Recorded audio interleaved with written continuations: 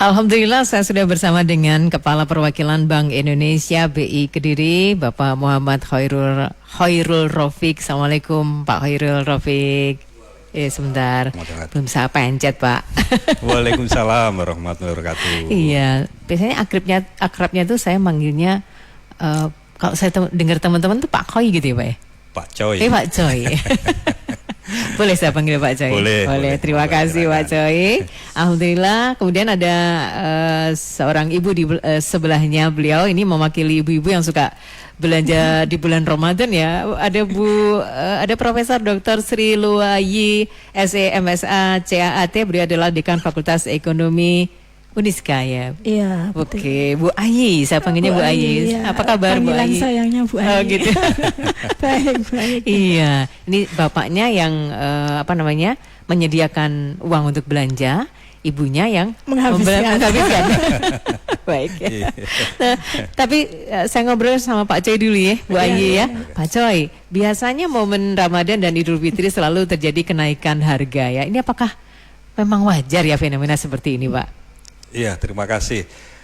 Jadi sebenarnya memang ini siklus ya, siklus setiap ada hari besar keagamaan nasional itu akan terjadi kenaikan harga-harga barang maupun jasa. Atau kalau lebih populer di istilah ekonomi itu inflasi. Inflasi. Betul. Jadi pada saat seperti ini Ramadan, Idul Fitri tentunya akan terjadi kenaikan harga karena memang pada saat-saat seperti ini permintaan barang dan jasa itu meningkat. Sementara barang dan jasa yang disediakan tidak mencukupi permintaan tersebut. Sebenarnya ini hukum ekonomi sehingga akan terjadi kenaikan harga.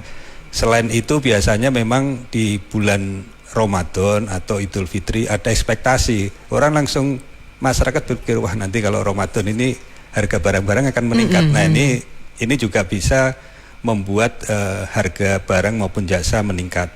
Nah ini sebenarnya sesuatu hal yang wajar. Jadi kenapa tadi saya bilang siklus ya, memang pada saat tertentu, pada saat misalnya contohnya aja tiket pesawat, pada saat masyarakat berbondong-bondong naik pesawat untuk pulang kampung atau kereta api, tentunya ketersediaan seat pesawat maupun seat kereta api yang terbatas, sementara permintaan tinggi, maka harga akan naik. Nah ini sebenarnya sesuatu hal yang wajar. Namun demikian bagaimana juga pemerintah itu harus bisa mengelola inflasi ini, sehingga inflasi yang naik atau harga-harga yang naik di tingkat wajar bisa dikendalikan dengan baik. Nantinya diharapkan tidak menggerus daya beli masyarakat. Betul. Sehingga apabila inflasi ini bisa kita kendalikan dengan baik, tentunya ini nanti justru akan mendorong pertumbuhan ekonomi. Artinya kalaupun ada kenaikan harga itu yang wajar saja gitu ya.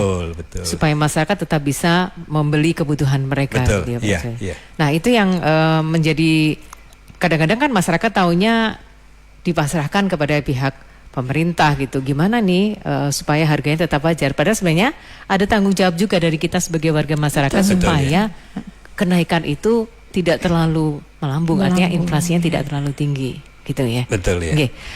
Lalu kalau ada peningkatan kebutuhan, biasanya barang apa saja yang mengalami peningkatan di momen Ramadan ini, Pak Khoi? Iya.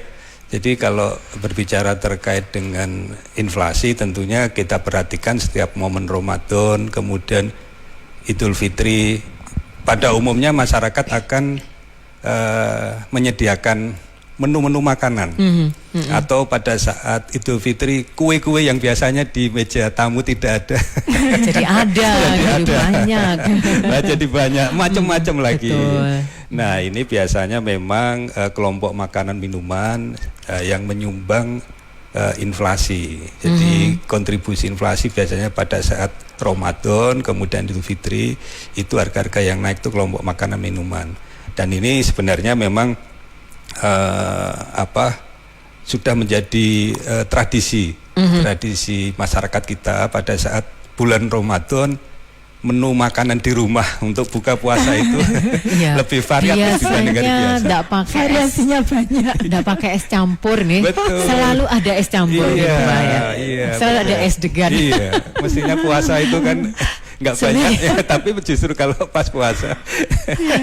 Iya, itu yang seringkali saya diskusi sama teman-teman deh. Kenapa ya kalau pas bulan Ramadan tuh kok semuanya jadi diada-adakan gitu ya. Betul, mungkin karena menyemangati kita, karena memberikan apresiasi sehari kita sudah menahan lapar dan dahaga.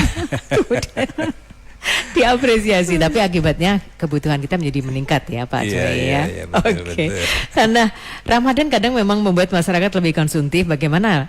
Nah ini tipsnya Pak Joy ya untuk kita ini bisa menerapkan bijak belanja. Iya, sebenarnya bijak belanja ini bagian dari konsep perencanaan keuangan ya, atau financial planning. Jadi memang pada saat puasa Lebaran, tentunya Lebaran sebagian besar ASN ataupun mungkin karyawan swasta akan mendapatkan THR. Tentunya ini juga harus kita kelola dengan baik. Betul. Bahwa pada saat kita menerima uang lebih, tentunya tidak semua kita habiskan. Iya. Dan bagaimana kita mengelola uang tersebut? Kalau kita lihat pendapatan kita, jangan sampai nanti pendapatan uang masuk kan, belanja uang keluar, jangan sampai negatif itu. Oh iya. Jangan sampai tekor katanya. Tekor katanya. Orang Jawa tekor. Makanya harus bisa merencanakan belanja dengan bijak, yaitu belanja dengan sesuatu yang sudah direncanakan. Jadi tipsnya bahwa pada saat kita, mungkin ibu-ibu ya termasuk bapak-bapak juga, kalau akan berbelanja sebaiknya direncanakan. Bagaimana cara merencanakan? Ibu-ibu kalau misalnya mau ke supermarket, itu harus dicatat apa yang mau dibeli gitu. Nanti lapar mata. Iya, jadi pada saat dicatat itu sudah tahu harganya berapa, kira-kira habisnya berapa gitu. Gimana Bu Ayi gitu ya? Ya dari rumah kayak gitu, tapi sampai di tempat lupa. Gitu Bu ya, lupa ya.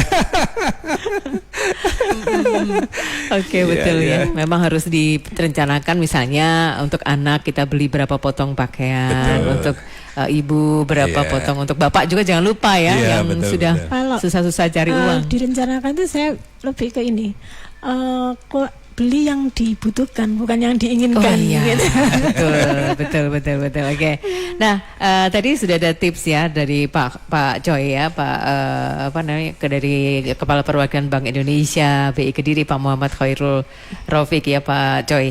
Tapi ada tips lain yang bisa dibagikan kepada masyarakat selain belanja bijak. Ini apa yang harus dilakukan oleh masyarakat untuk mengelola keuangan jadi lebih baik selama bulan Ramadan ini? Kalau kita cermati sebenarnya kita akan mengetahui bahwa kenaikan harga-harga barang pangan khususnya itu sebenarnya bisa kita ketahui jauh-jauh hari ya. Katakan misalnya kayak cabai biasanya Ramadan itu atau Idul Fitri itu naik. Kemudian ada beberapa bahan bumbu-bumbuan juga naik. Nah ini sebaiknya mungkin ibu-ibu bisa mulai membiasakan. Jadi kalau butuh cabai, coba kita pakai cabai kering. Jadi sebelum Ramadan, kalau misalnya cabai-cabai yang mungkin harganya masih belum naik bisa dikeringkan dan kemudian nanti dipakai pada saat bulan Ramadan. Atau mungkin bumbu-bumbu yang sudah disiapkan sebelumnya. Kan sebenarnya sekarang ini banyak sekali di pasar-pasar itu dijual bumbu-bumbu yang sudah jadi dan nanti bisa dipakai kemudian gitu. Itu kan bisa disimpan di kulkas. Jadi pada saat misalnya bumbu soto atau bumbu apa itu, pada saat harga belum naik seperti ini, ya sebaiknya bisa prepare lebih dulu sehingga saat misalnya nanti kita butuhkan, pada saat harga barang-barang sudah naik, kita sudah punya stok bumbu-bumbu itu yang kita beli jauh-jauh hari. Mungkin itu ya. Jadi kita coba mengelola barang-barang yang mungkin bisa kita kita jadikan barang-barang yang tahan lama sehingga saat kita butuh bisa kita gunakan. Betul juga. Tapi bukan berarti menimbun ya Pak Joy ya, bukan menimbun. Itu yang tidak boleh ya. Iya, kalau menimbun tidak boleh. Oke. Nah, tadi kan saya sudah tanya ke Pak Joy ya, kalau kenapa kalau bulan Ramadan ini kebutuhan kita menjadi banyak gitu. Kalau dari sisi pandangan seorang ibu nih Bu Ayi, Profesor Dr. Sri Luayi SE ini gimana sebenarnya kok bisa sampai kebutuhan kita jadi belanjanya banyak kalau bulan Ramadan ya Bu ya? Jadi kan kalau secara logika ya, secara logika harusnya kalau orang puasa itu kan ya seharian kita kan nggak makan, harusnya kan hemat kan gitu ya. Sebenarnya kan hanya makannya saja biasanya pagi, 3 kali, siang, ya kan? Sore menjadi sore dan malam dengan menu yang sama harusnya dengan hari biasa kan Bu ya. Terus siang kan masih ada nyemil dan macam-macam, harusnya kan lebih hemat ya. Tapi ternyata kenapa ya kok lebih mahal? Karena itu tadi persiapan untuk buka puasa itu beraneka ragam yang tidak semestinya, yang tidak biasanya dikonsumsi itu jadi dikonsumsi. Lebih apa ya? Lebih menuruti nafsu kalau saya. Betul itu Bu, betul. Padahal pada saat kalau siang kelihatannya enak nih beli, ditaruh di meja makan lengkap, kelihatan enak gitu ya, nunggu buka puasa. Setelah buka sudah selesai kan. Betul. Mengendalikan nafsu itu juga termasuk itu juga. Nafsu belanja, nafsu makan itu juga yang harus dikendalikan. Iya, itu paling tidak sebenarnya ini menjadi pelajaran untuk kita.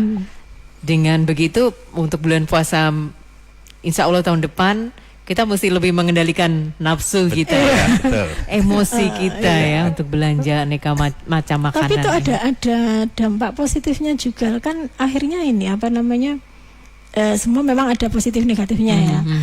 Kalau seperti itu kan daya beli masyarakat jadi meningkat, perputaran ekonomi jadi cepat, pertumbuhannya jadi meningkat kan gitu. UMKM juga bergerak kayak gitu. Terus jadi kita jangan takut terhadap inflasi sebenarnya ya. Inflasi dalam batas tertentu itu bagus untuk pertumbuhan ekonomi, tapi kalau sudah lebih itu yang kurang bagus.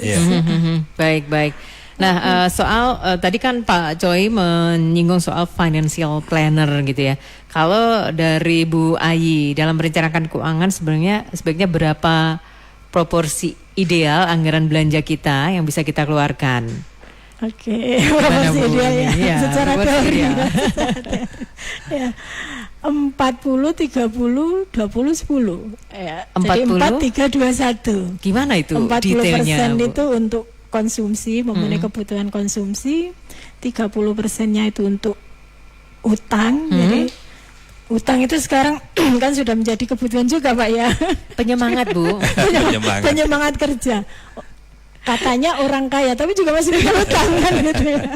Jadi harus diporsikan gitu. 4, 3, 2, 1. 40, 30, 20, 10 yang 20 itu saving, 10 itu untuk sedekah.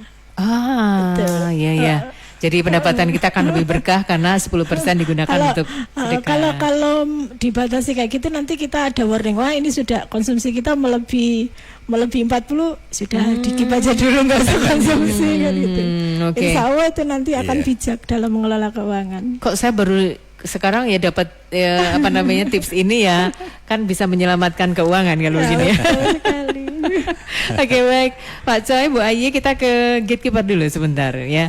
Baik, nanti sebentar lagi akan dijawab oleh Kepala Perwakilan Bank Indonesia BI Kediri, Pak Muhammad Khairul Rafiq, dan Dekan Fakultas Ekonomi Associate Profesor Dr. Sri Luayi SE MSA CAAT. Boleh dibilang ini sekarang musimnya bapak-bapak kepalanya pusing karena mesti mengatur keuangan, atau yang mengatur ibunya saja ya, jadi bapaknya dipasrah aja uangnya kepada ibunya. Biasanya kasirnya ibu-ibu. Menteri Keuangan katanya Bu ya. Oke, pertanyaan Mbak Ferda tadi, apakah ada cara untuk mengantisipasi kenaikan harga, terutama barang-barang pokok di bulan Ramadan dan Idul Fitri? Pak Joy dulu. Tentunya seperti tadi saya sampaikan bahwa pada saat bulan Ramadan, Idul Fitri akan terjadi kenaikan harga bahan pokok ya. Ini sekarang pun juga sudah terjadi, dan apa yang dilakukan oleh pemerintah melalui tim pengendali inflasi daerah, itu saat ini pemerintah daerah seperti pemerintah daerah Kota Kediri ataupun mungkin pemerintah daerah lainnya akan melakukan operasi pasar, terutama untuk kebutuhan pokok. Operasi pasar ini dilakukan bahwa masyarakat akan selalu mendapatkan barang-barang kebutuhan pokok, terutama beras, kemudian juga minyak, telur dengan harga yang terjangkau. Dan ini tentunya operasi pasar diharapkan bisa memberikan rasa nyaman kepada masyarakat bahwa sebenarnya stok barang ada. Kemudian yang kedua, dengan operasi pasar ini harga barang-barang yang ada di pasar maupun di retail itu bisa lebih terkendali, karena operasi pasar tentunya barang-barang yang dijual dengan harga di bawah pasar. Betul. Jadi ada subsidi ongkos angkut dan sebagainya. Diharapkan ini bisa lebih mengerek atau mengendalikan harga yang terjadi di luar di pasar. Tapi insya Allah sudah mulai terasa ya Pak Coy, ini harga-harga seperti harga beras itu kan sudah mulai turun. Sudah mulai turun. Mungkin yang terasa agak masih tinggi harga telur harga daging turun juga. Sudah mulai turun. Telur sudah mulai turun. Alhamdulillah kalau begitu. Daging ayam juga turun. Ibu Ayi barusan belanja ini sudah update ya. Oke, baik. Ada tambahan mungkin jawaban dari Pak Khairul tadi tentang menahan harga atau mengantisipasi kenaikan harga? Ya, kalau itu sih kalau pemerintah sudah operasi pasar kayak gitu-gitu sudah bagus ya, sudah benar. Jadi sehingga nanti ada balancingnya. Jadi si pengepul atau penjual kalau mau nakal gitu ya, kan biasanya ada yang nakal menimbun nanti supaya nanti pada saat harga naik dia untungnya tinggi kan gitu. Itu akan berpikir 2 kali sehingga nanti kalau saya nimbun jadinya malah rugi kayak gitu. Betul juga. Jadi memang peran pemerintah harus ada di situ untuk mengontrol harga. Oke. Jadi para spekulan jangan nakal lagi sekarang ya, karena kan ada operasi pasar terus dilakukan ya. Oke, kalau yang Bu Sri Winarti di Mojokerto, bagaimana mengontrol belanja pada saat menjelang Lebaran, apalagi dapat THR, ada arisan tahunan, ada banyak promo di mall gitu. Monggo Pak Cedil Bu Ayi dulu. Monggo Pak. Iya. Mungkin yang perlu kita perhatikan kalau kita mau beli barang atau jasa ya, itu kita lihat itu kebutuhan atau keinginan gitu. Jadi kalau memang kebutuhan ya harus kita beli. Tapi kalau keinginan ya kita lihat dulu. Kalau kebutuhan memang harus beli. Katakan misalnya nanti kita Lebaran mau ngundang keluarga, terus kemudian kita sediakan makan, harus kita beli. Tapi ada juga yang sifatnya keinginan. Kadang-kadang kan kita itu sangat memiliki sesuatu itu karena keinginan. Katakan yang biasa terjadi itu handphone lah. Handphone. Itu Pak. Handphone biasanya kita ya sebenarnya sekarang handphone yang kita pakai sudah canggih sebenarnya. Sudah canggih, terus kemudian juga masih belum lama kita beli, tapi karena kita dapat duit jadi tergoda ini. Saya ganti. Saya ganti yang kameranya lebih canggih ya, lebih jahat. Kameranya 1 jadi 5. Nah, itu keinginan. Jadi kita harus bisa memilah mana kebutuhan keinginan, sehingga dengan kita bisa memilah itu nanti di sisi perencanaan keuangannya bisa mudah kita realisasikan. Nah nih Bu Ayi, bagaimana cara kita memilah need and wants itu ya, biar kita nanti apa perlu kita bikin list gitu. Betul terus sekali. ini masuk. Gimana Bu Ayi, silakan. Tadi kan ada perencanaan, berarti di awal tadi kalau mau ke mall apa yang mau saya beli gitu. Kalau nggak begitu kebiasaan saya ya, kalau nggak begitu nggak tertulis apa yang mau dibeli malah nggak kebeli. Betul. Lewat ya Bu ya. Iya, yang kalau nggak ditulis itu yang kelihatan bagus-bagus jadi lupa mau yang dibeli apa. Jadi memang harus minimal ibu-ibu itu kalau mau ke pasar apa dulu yang dibutuhkan. Kalau ternyata yang dibutuhkan itu sudah terpenuhi, masih ada budget nih gitu ingin beli apa nggak apa-apa lah, sebatas untuk memenuhi keinginan. Cuman ya itu tadi yang namanya puasa itu kan mengendalikan nafsu. Iya. Nah, itu yang harus lulus itu. Saya jadi harus belajar sebulan puasa harus lulus itu. Nafsu apapun termasuk nafsu belanja, nafsu apapun itu. Terus terang pada saat kita belanja misalnya untuk buka puasa itu ya, akhirnya ada makanan-makanan yang tidak termakan. Minuman aja macamnya banyak. Iya, betul. Ada cola, ada jus, ada itu. Betul. Yang dimakan semuanya kan enggak juga. Enggak, akhirnya masuk kulkas dan akhirnya kelupaan. Ya. Tidak termakan. Iya, betul. Mubazir sekali ya. Oke, baik. Silakan teman-teman yang ingin berinteraksi lagi dengan dua narasumber luar biasa kita. Kepala Perwakilan Bank Indonesia BI Kediri, Bapak Muhammad Khairul Rafiq, dan Dekan Fakultas Ekonomi Associate Profesor Dr. Sri Luayi SEM SAC AAT. Kita belajar lebih pintar mengelola keuangan dengan berbelanja bijak di bulan Ramadan. Share in pertanyaan Anda melalui 0811 345 4000, 0811 345 4000. Iya, pertanyaan Bu Sri Winarti tadi juga sekaligus sebenarnya mau saya tanyakan juga kepada Bu Ayi ya. Bagaimana cara merespons promo atau diskon selama bulan Ramadan secara bijak supaya tidak terjadi belanja kita tuh terlalu impulsif ya. Saya boleh dengar lagi dari Bu Ayi dulu nih, caranya gimana Bu merespons promo? Iya. Tawaran-tawaran diskon gitu. Paling aman nggak usah ke mall. Paling aman itu ya. Gitu ya Bu ya. Nggak ke mall tapi HP jalan terus. Online. Diskon juga. Iya, jadi bolehlah jalan-jalan cuci mata boleh, jangan gitu. Cuma artinya tetap harus ada peringatan pada dari diri kita sendiri.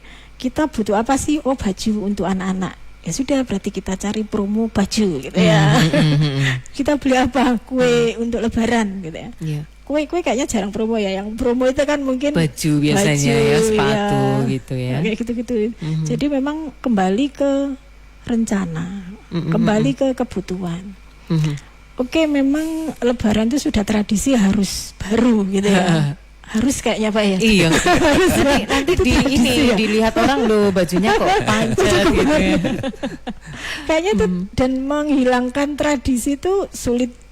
Jadi ya oke lah tradisi, cuman ya harus ada remnya kayak gitu. Iya, betul. Kalau cukup baju barunya satu karena THR-nya banyak, ngapain beli 5 kan gitu. Baju koko satu setel saja cukup, kenapa harus beli 3 kayak gitu harus benar-benar diperhitungkan. Dan biasanya yang kalau saya pengamatan saya biasanya yang agak perhitungan itu ibu-ibu kok biasanya. Seharusnya ibu-ibu yang perhitungan ya. Bapak-bapak itu biasanya ya sudah kuno-kuno ya. Pokoknya tugas saya ngasih kamu uang ya sudah, percaya aja kan gitu. Harusnya ibu-ibu yang lebih bisa mengontrol ya. Lebih bisa mengontrol. Iya. Atau mungkin mindset kita yang harus dirubah ya Bu Ayi dan juga Pak Khairul. Kalau ada promo itu pemikiran kita kan, wah ini berarti seharusnya saya bisa beli 1 bisa dapat 2. Tapi apakah tidak lebih baik kalau misalnya, oh ya dengan promo berarti saya bisa menghemat uang saya, belinya tetap 1, tapi dengan harga yang seharusnya misalnya 100, kita hanya keluar 75, berarti yang 25 bisa kita save, bisa kita simpan. Apakah pemikiran seperti itu yang boleh juga kita jalankan gitu ya? Boleh juga sih, tapi prakteknya nggak begitu.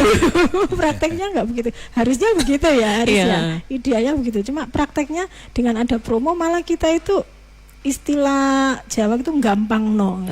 Gampang no. Ini baju budget saya 500. Terus kemudian kok bagus. Kan penjual itu biasanya kan supaya laku produknya yang nggak laku jadi laku itu kan memang gitu. Buy one get 3 gitu kan. Iya, betul. Kayak gitu. Nah itu kan supaya dia nggak rugi juga kan gitu. Sebenarnya itu bukan harga promo sebenarnya. Kalau dari segi produsen itu dia tetap untungnya tetap tinggi sebenarnya. Dengan penjual kuantiti yang tinggi, labanya dia tinggi. Baik. Kayak gitu. Itu strategi produsen aja. Yang harus diwaspadai oleh konsumen itu ya. Jadi tetap harus kembali ke kebutuhan, Iya. Kita beli sebutuhnya saja. Betul. Oke. Bu Ayi, Pak Coy, kita ke gatekeeper lagi, Santi. Bergabung Mbak Sari di Sebontoro Tulungagung. Oke, Mbak Sari. Sorry, sebentar saya salah. Mbak Sari. Iya. Oke, Mbak Sari, silakan. Iya, ini saya mau tanya, kalau saya ingin menukarkan uang baru di luar bulan Ramadan, kira-kira apakah bisa? Karena biasanya mau menukar uang baru itu hanya saat di bulan Ramadan saja. Otomatis kan pengeluarannya jadi menumpuk di bulan Ramadan. Oh gitu ya, baik. Oke, Mbak Sari nanti kita dengar jawabannya ya. Silakan Pak Choi ini harusnya yang menjawab ya. Gimana Pak? Iya, untuk penukaran uang di luar kegiatan penukaran uang di Ramadan itu ada biasanya Bank Indonesia kas kelilingnya itu di luar Ramadan juga akan mengunjungi kota-kota di wilayah kerja kita. Nah nanti jadwalnya bisa dilihat di Instagram Bank Indonesia Kediri. Jadi nanti coba dilihat di sana. Biasanya kita secara rutin ke daerah-daerah di wilayah kerja kita fasilitasi untuk penukaran melalui mobil kas keliling. Jadi sebenarnya bisa juga ya kita tukar uang baru itu di luar bulan Ramadan bisa. Tidak harus di bulan. Iya, tidak harus Ramadan. Ya. Iya nih fenomena tukar uang nih Pak ya. Hanya terjadi di Indonesia sebenarnya. Dan kembali ke tradisi tadi. Tradisi lagi ya. Oke. Iya, baik. Silakan teman-teman sekali lagi untuk bisa mendapatkan tips-tips bijak bagaimana kita lebih pintar mengelola keuangan dengan berbelanja bijak di bulan Ramadan ini. Boleh Anda sampaikan pertanyaan melalui 0811 345 4000, 0811 345 4000. Saya masih bersama Kepala Perwakilan Bank Indonesia BI Kediri, Muhammad Khairul Rafiq, dan Dekan Fakultas Ekonomi Uniska, Associated Professor Dr. Sri Luayi SE MSA CAAT. Bagaimana supaya kita lebih pintar mengelola keuangan dengan berbelanja bijak di bulan Ramadan ya. Kita ada di Public Interaktif ini dan membuka kesempatan untuk teman-teman berinteraksi melalui 0811 345 4000. Baik, tadi sempat kita dengar bagaimana cara strategi kita mengatur keuangan. Ada proporsi ideal 40 30 20 10. Oke, tapi mesti ke gatekeeper dulu saya, Bu Ayu dan Pak Choi ya. Sebentar. Ya, Ayu. Bergabung Mbak Intan di Bandar Kidul Kediri. Oke, Mbak Intan. Halo. Silahkan Mbak Intan. Saya mau tanya, ini kan kalau sekarang kan trennya belanja online itu kan sering memakai fasilitas pay later. Apalagi kalau jelang lebaran kayak ini, itu transaksi cenderung meningkat. Apakah ini juga akan mempengaruhi inflasi? Oh gitu ya, oke, ditunggu jawabannya ya Mbak Intan. Baik. Oke, terima kasih. Gimana Pak Choi, mempengaruhi inflasi kah pay later itu? Iya, jadi secara teori setiap terjadi kenaikan permintaan yang tidak dicukupi oleh penawaran, itu bisa terjadi inflasi. Memang sebenarnya inflasi yang sekarang dihitung oleh BPS itu yaitu inflasi informasi data-data yang diperoleh melalui pencatatan di lapangan. Di lapangan itu dilakukan di pasar. Jadi barang-barang komoditi ada sekitar 700-an ya. Untuk menghitung inflasi itu BPS selalu tiap minggu itu datang ke pasar melihat kenaikan harga barang-barang tersebut. Sehingga sebenarnya bisa jadi juga di belanja online akan mempengaruhi juga. Namun demikian memicu juga. Namun demikian yang selama ini dilakukan perhitungan inflasi oleh BPS itu harga-harga yang terjadi di pasar. Jadi mungkin siapa tahu nanti akan menjadi item baru ya yang akan didata oleh BPS. Ya, oke, baik. Nah, sekarang kembali ke tadi proporsi ideal anggaran belanja kita 40 30 20 10. Apakah ini juga diterapkan dalam uang THR? Gimana Bu? Ya, THR masuk apa itu? Masuk pendapatan lain-lain. harusnya idealnya ya THR itu kan mungkin setahun sekali, bukan pendapatan bulanan gitu ya. Sehingga kadang masyarakat itu aji mumpung ya. Iya, dihabiskan mumpung aja. Punya uang banyak, kan nanti bulan depan gajian kan gitu ya. Itu kurang baik juga pemikiran seperti itu. Harusnya kalau kita punya penghasilan lebih, berarti saving kita yang harus kita naikkan, misalnya kan gitu. Ya kan? Kalau kebutuhan kita kan standar aja. Kebutuhan lah ya, bukan keinginan ya. Kebutuhan, sekali lagi kebutuhan ya. Kan mesti standar dipilah. aja. Kan standar. Kalaupun THR oke, ada peningkatan kebutuhan gitu ya. Tapi kan peningkatannya itu tidak serta-merta harus menghabiskan besarnya THR. Cuman omong-omong THR-nya berapa sih? Kalau Pak Coy sama Bu Ayu pasti besar lah. Jadi seperti itu. Iya. Tetap harus ada pengelolaan yang bijak, sehingga ada istilahnya itu kita nanti bisa gimana sih bisa merdeka secara finansial itu. Nah, itu yang harus kita capai. Kalau tidak seperti itu, ya bisa-bisa terlilit hutang kayak gitu. Apalagi dengan adanya e-commerce yang banyak sekali itu jumlahnya ya. Memberikan penawaran yang menggiurkan ya. Itu tinggal sekali klik aja sudah dapat barang kan gitu, nggak harus gerak dari kamar. Itu kan memicu untuk konsumsinya tinggi. Nah, tetap harus ada proporsi 4-3-2-1. 4-3-2-1 itu yang harus. Dan diingat. Satu itu perlu loh, satu itu. Oh iya, tadi kan perlu. Sedekah ya Bu Harus ya. itu. Baik, 40, 30, 20, 10. Sudahkah teman-teman menerapkan hal ini? Kalau belum, boleh ya mulai diterapkan dari sekarang. Untuk anggaran pendapatan kita itu, anggaran belanjanya harus 40, 30, 20, 10. Tadi 40-nya itu untuk konsumsi. Iya, untuk kemudian pemenuhan kebutuhan konsumsi. Jadi apa yang kita butuhkan dalam sebulan, pengeluaran kita untuk apa? Nah, itu di situ termasuk skala prioritasnya gitu ya. Terus kemudian yang 30 untuk alokasi untuk utang. Alokasi untuk utang 30% dari penghasilan. Cicilan. Mau cicilan rumah, cicilan mobil. Kalau cicilan mobil sudah lunas, jangan beli mobil lagi. Udah habis-habis nanti. Itu maksimal ya. Kalau seandainya 30% hutangnya nggak sampai 30% dari penghasilan kan bisa masuk ke saving, bisa masuk ke investasi lain kan gitu. Nah, itu masa depan, kita mikirnya masa depan. Artinya itu proporsi kalau kita ingin merdeka secara finansial. Karena hidup kita itu nggak sekarang, bisa jadi kita nanti sampai tua kan gitu. Sementara kalau tua kita tidak produktif. Apakah kita masih mampu nanti membayar cicilan gitu? Kalau Pak Coy enak ada ini apa namanya? Pensiun.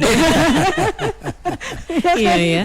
Bagaimana dengan kalau kerja di swasta itu harus betul-betul menyiapkan keuangan di masa depan. Harus manajemen keuangannya lebih tidak gampang loh gitu. Yang 20 tadi masuk apa Bu? Yang 20 tadi masuk investasi ya, saving itu ya. Kemudian yang 10 ini yang tidak boleh tidak boleh dilewatkan itu. 10 ya. 10%. Tapi kan ini juga perlu diterapkan di keuangan kita selama bulan Ramadan ini terutama ya, betul-betul mungkin istilahnya di restart dari bulan Ramadan ini, pengaturan keuangannya bisa pakai proporsi yang ini tadi 40, 30, 20, 10 ya. Tapi juga kembali apa yang disampaikan Pak Coy, memang ini kan kaitannya dengan financial planner, jadi masyarakat tidak terlalu konsumtif, harus diingat. Karena apa tadi mindset ya Pak ya, mindset kalau Ramadan itu harga pasti naik, akhirnya naik beneran itu. Apa? Ya itu yang disebut ekspektasi. Jadi memang seperti tadi saya sampaikan bahwa upaya untuk memberikan operasi pasar, kegiatan operasi pasar itu juga untuk mengurangi ekspektasi ya. Jadi memang di bulan Ramadan pasti kita berekspektasi, ini kan siklus itu kan akan berulang. Saat Ramadan pasti barang-barang harga-harga akan naik. Nah itu kan ekspektasi. Sehingga kita perlu kelola ekspektasi itu dengan cara yang itu tadi, dari sisi pemerintah akan melakukan operasi pasar terutama untuk kebutuhan pokok ya. Kemudian dari masyarakat tentunya kita harus bisa mengelola belanja kita gitu. Karena dengan kita bisa mengelola belanja kita, tentunya yang tadi hukum permintaan penawaran tadi. Jadi kalau permintaan naik, sementara penawarannya tidak bisa memenuhi, maka akan terjadi kenaikan harga. Nah ini bisa mengurangi itu juga. Oke, jadi kita mesti yakin bahwa pemerintah tetap akan merespons ya kenaikan harga. Oke, kembali ke gatekeeper Riva. Bergabung Mas Danu di Pare Kediri. Mas Danu, halo Mas Danu. Ya, halo Mbak. Silahkan Mas Danu. Ini Mbak mau tanya, bagaimana sih Pak caranya atau tips untuk bisa saving atau investasi? Karena sering lupa kalau mau menyisihkan uang untuk menabung. Nah itu. Oh iya, terima kasih Mas Danu. Iya. Gimana Pak Coy? Iya, jadi gini, sebenarnya kalau kita mendapatkan uang itu kan harus, sebenarnya konsepnya gini, konsep perencanaan keuangan itu arus kas kan, arus kas itu arus kas masuk sama arus kas keluar. Jadi saat kita mendapatkan arus kas masuk, katakan misalnya pendapatan atau gaji lah, itu langsung aja dipotong. Misalnya tadi Ibu Ayi bilang 20%, ya udah langsung aja dapat gaji 10 juta, 2 juta langsung disisihkan. Jadi dipotong di awal ya Pak. Dipotong di awal. Jangan dijadikan satu dalam satu rekening. Iya, jadi gini, jangan langsung yang Bu Ayi tadi misalnya cerita 40, 30, 20, 10. Jangan 40 dulu buat belanja. Jangan, nanti bisa kelewat yang 20 itu. Jadi misalnya kita dapat gaji 10 juta ya, kita punya rekening lain, langsung aja yang 2 juta itu ditransfer ke rekening satunya sebagai tabungan. Khusus sebagai tabungan. Nah, sisanya nanti ini tinggal diatur. Karena kalau nggak gitu susah. Amblas. Nggak sadar. Iya. Nanti di akhir bulan loh, mana 20% kok nggak ada. Yang paling mudah itu, yang paling mudah itu. Oke, terima kasih tips-tipsnya. Nanti sebentar lagi kita akan lanjutkan lagi obrolan kita tentang pintar mengelola keuangan dengan berbelanja bijak di bulan Ramadan. Terima kasih teman-teman yang sudah berinteraksi dalam Public Interaktif kita bersama Bank Indonesia, bersama narasumber yang mantap-mantap ini ya, Kepala Perwakilan Bank Indonesia BI Kediri Muhammad Khairul Rafiq dan Dekan Fakultas Ekonomi Associated Professor Dr. Sri Luayi SEM SACAAT, pintar mengelola keuangan dengan berbelanja bijak di bulan Ramadan. Oke, saya mau dengar lagi tips dari Pak Khairul Rafiq, Pak Coy, supaya kita aman keuangan kita di bulan Ramadan dan nanti di Lebaran, Pak. Iya, jadi perlu kami sampaikan bahwa seperti tadi diulas oleh Bu Ayi terkait dengan perencanaan keuangan, memang orang hidup itu kan penuh risiko. Iya. Jadi ada risiko pendapatan. Ya bisa kita kena PHK, bisa juga pendapatan kita menurun karena misalnya kita berwira swasta ya. Itu pendapatan kita menurun, kemudian juga bisa juga umur kita semakin tambah sehingga produktivitas kita menurun sehingga ini ada risiko pendapatan. Kemudian ada juga risiko pengeluaran karena kalau terlalu banyak utang itu juga akan berisiko juga. Kemudian juga kita sakit itu juga sebenarnya ada risiko juga, risiko pengeluaran yang kita bisa tidak ini. Kemudian sebenarnya juga kalau kita punya aset itu juga berisiko juga, risiko penurunan nilai asetnya itu juga karena investasi. Nah, dengan demikian sebenarnya memang sangat penting kita untuk mengelola keuangan kita dengan baik. Nah, tentunya di saat momen seperti ini kita memiliki pendapatan lebih seperti mendapatkan THR, tentunya itu harus kita manfaatkan dengan baik. Nah, pada saat seperti ini memang kita harus bijak cara berbelanja kita. Karena pada umumnya pada saat seperti ini belanja-belanja konsumtif yang biasanya memicu kita untuk berbelanja berlebihan. Sehingga yang perlu diperhatikan pertama harus kita rencanakan belanja kita. Apa aja yang mau kita beli, terutama untuk barang-barang konsumtif. Kalau kebutuhan pokok tentunya memang harus tetap kita beli. Tapi kalau kebutuhan konsumtif, itu kebutuhan tersier ya, itu harus kita rencanakan dengan baik sehingga nantinya tidak mengganggu keuangan kita. Kemudian jumlahnya juga mungkin perlu kita sesuaikan. Kebutuhan pokok pun kalau kita berbelanja pada saat ini juga harus kita sesuaikan. Tidak harus misalnya kue lebaran kita sediakan yang berlebih gitu, kuenya segala macam, padahal sebenarnya kalau pas lebaran itu tamu juga kadang-kadang nggak sempat makan sendiri. Ya ini pun juga harus kita sesuaikan. Betul. Artinya jumlah pembelian. Kemudian juga itu tadi yang terakhir, mungkin kita harus semuanya untuk berbelanja itu dasarnya harus kebutuhan, jangan keinginan. Sehingga kalau kita bisa menjaga itu, tentunya aspek perencanaan keuangan yang sudah kita tetapkan akan berjalan dengan baik. Mungkin itu. Kita perlu bikin checklist gitu, terus kemudian kalau tidak perlu dicoret gitu ya Pak Yangi. Kalau perlu baru dicentang gitu. Betul, ya. Itu otomatis akan membuat kita lebih terencana dalam belanja ya.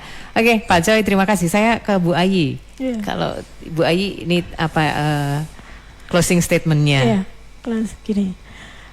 Kalau kita mau merdeka secara finansial, ya, itu intinya kita harus bisa mengendalikan hawa nafsu. Intinya kita harus bisa mengendalikan nafsu. Dengan proporsi 40, 30, 20, 10, itu insya Allah kalau itu benar-benar komitmen dijalankan, maka secara keuangan kita akan aman. Kita akan aman. Meskipun 10% itu sedekah, hanya 10%, itu bisa dianggap juga sebagai investasi akhirat. Investasi akhirat. Tadi kan ada 20 untuk investasi. Yang 10 ini adalah investasi akhirat ya. Sedekah itu. Jadi kalau mau merdeka secara keuangan, secara finansial, merdeka secara finansial maksudnya sampai selama dia hidup, sampai tua, itu tidak ada kesulitan tentang untuk memenuhi kebutuhan hidup. Nah itu. Jadi makanya dari muda harus ada saving. Yang itu nanti akan bisa jadi dikonsumsi saat tua. Harus direncanakan itu. Ya, baik. Terima kasih ini para suhu-suhu yang luar biasa dalam bidang keuangan ini. Dan saya yakin teman-teman mendapatkan manfaat luar biasa ya dari obrolan kita hari ini. Pak Khairul Rafiq, terima kasih kehadirannya. Bu Ayi juga. Terima kasih, semoga sehat selalu dan kita nanti bisa ngobrol lagi di kesempatan lain. Ya, ngobrol soal keuangan seperti ini asik sekali. Insya Allah. Oke. Sekali lagi terima kasih. Sampai ketemu lagi. Terima kasih. Sama-sama.